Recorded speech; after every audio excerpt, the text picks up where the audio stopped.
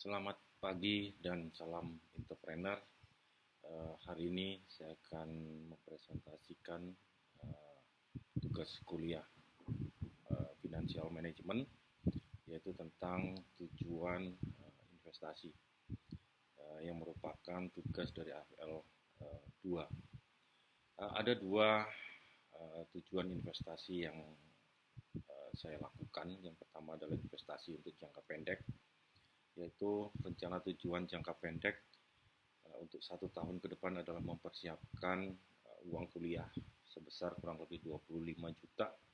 dengan cara akan menabung sebesar 2 juta per bulan di instrumen reksadana campuran HIPAM Flexi Plus di aplikasi Ajaib dengan potensi return sebesar 28,57% per tahun atau sebesar 2,38% per bulan, di mana ilustrasi perhitungan investasi jangka pendek di instrumen reksadana, yaitu saya akan melakukan menabung per bulan, yaitu menyisihkan dari gaji saya, yaitu sebesar 2 juta per bulan selama 1 tahun atau 12 bulan, di mana proyeksi return perubahan yaitu sebesar 2,38% per bulan, di mana total dari return tersebut selama 1 tahun kurang lebih sekitar 4.056.000, di mana dana yang bisa saya kumpulkan selama kurang lebih 1 tahun dengan investasi bulanan sebesar 2 juta adalah 24 juta, di mana total investasi sampai dengan periode bulan ke-12 yaitu sebesar 28 juta. Kemudian yang kedua terkait dengan rencana investasi jangka menengah dan jangka pendek, saya akan menginvestasikan dalam bentuk saham,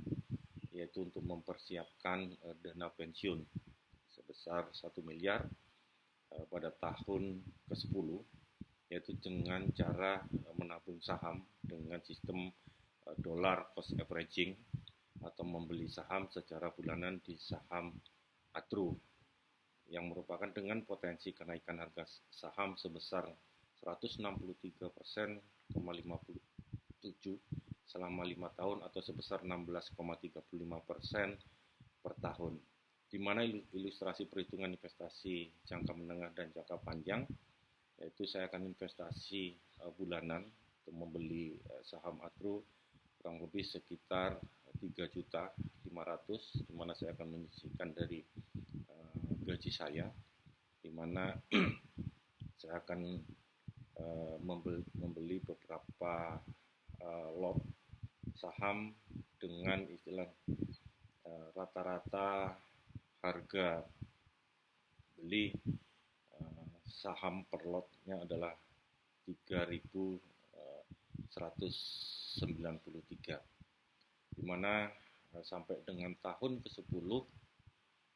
saya menginvestasikan kurang lebih sekitar 420 juta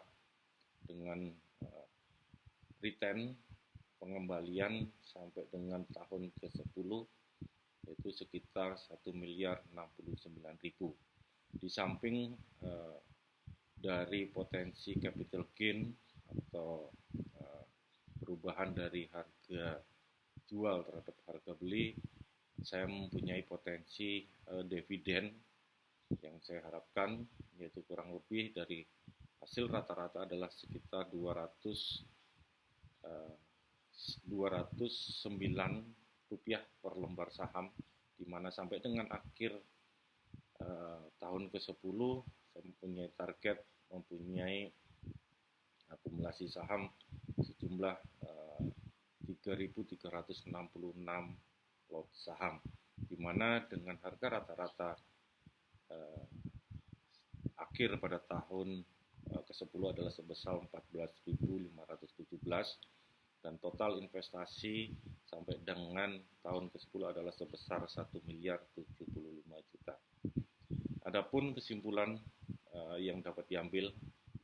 bahwa investasi saham memiliki risiko yang tinggi tetapi juga mempunyai potensi keuntungan yang besar. Pemilihan saham dari perusahaan yang berkinerja baik dan memiliki prospek pertumbuhan yang bagus didukung oleh investor yang siap mengambil risiko. Adapun yang kedua terkait dengan reksadana campuran, mewakili serangkaian saham dari berbagai perusahaan dengan tingkat risiko yang lebih rendah daripada investasi langsung ke saham individu. Dalam konteks investasi jangka pendek dengan tujuan mempersiapkan uang kuliah dalam waktu 1 tahun, dengan memilih untuk menabung secara bulanan dalam reksadana campuran IPAM Fleksi plus dengan potensi return sebesar 28,57%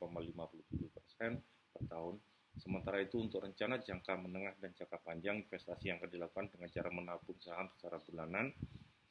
dalam saham ADRO dengan sistem dollar cost averaging untuk mempersiapkan dana pensiun sebesar 1 miliar pada tahun ke-10 dengan potensi kenaikan harga saham sebesar 16,35% per tahun selama 5 tahun. Profil investor risk seeker atau agresif. Investor cocok untuk jenis investasi yang lebih berisiko tetapi memiliki potensi keuntungan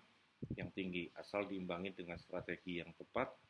dan pemahaman risiko yang diambil dalam melakukan investasi. Penting